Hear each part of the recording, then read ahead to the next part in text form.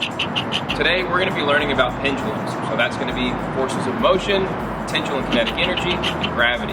So to do this, you're going to need some sort of a fixed point ahead to attach a rope or a string to, some sort of container, and a little bit of liquid. So there's a few different ways you can build this.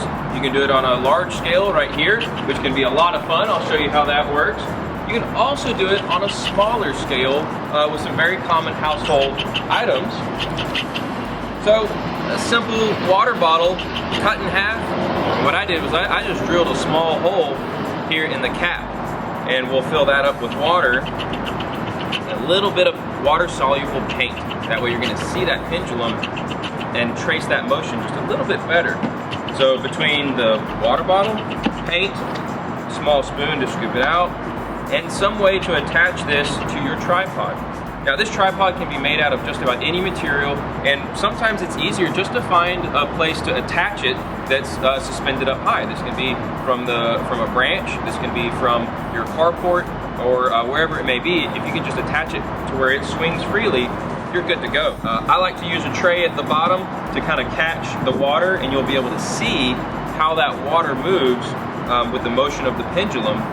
You don't have to use this. You can use paper, you can use construction paper, cardboard, fabric, really kind of whatever you want. So be willing to experiment and see what works for you guys. So if you want to see the path of where your pendulum is taking, I like to add a little bit of water soluble paint. It doesn't take a whole lot, but add some of that in there, add your water, and then mix it up. So all you have to do is add your water into your container. Now I have the bottom hole plugged with my finger, so that once I am ready, I can start swinging it.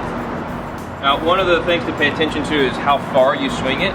So with this paint in there, you kind of want to contain it a little bit.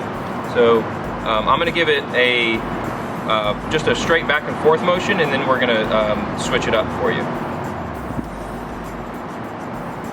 So as you can see, it's going to go back and forth, and that's because the force of gravity, when it's out here, is going to pull it downward. Well, we have a force of tension right here, which is going to cause it to go towards this center point. So this is going to want to come here. Now we get into the equation of potential and kinetic energy. When you elevate an object and lift it up, it's going to have what's called potential energy, where it wants to use this stored up energy. Think about like a large rock sitting on the side of a hill. It's going to want to roll down. So here, it's going to want to go down towards the center. Well, by the time it's arrived here, that energy that originally was potential has transitioned to something called kinetic energy. And kinetic energy is energy in motion.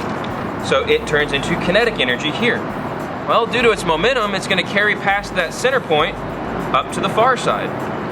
Now it has potential energy again. So it comes back, it's kinetic, lifts up, has potential. Goes back, has kinetic, lifts up, has potential. And when a pendulum goes from one side across and then back, that's called one period. And the main determining factor of the timing for a period is actually the distance of the string. There's some really cool videos on YouTube about some harmonic pendulums that have different length pendulums that look really cool when they're synchronized together. So what I'm going to do this time is I'm going to release the pendulum, but instead of letting it go straight across, I'm going to put it at a little bit of a rounded angle. So let's take a look when you release it with a little bit of a push to the side. I need to get it centered better. Let's try that one more time. There we go. So now you can see that oval, and if you look closely, the oval is getting smaller and smaller and smaller.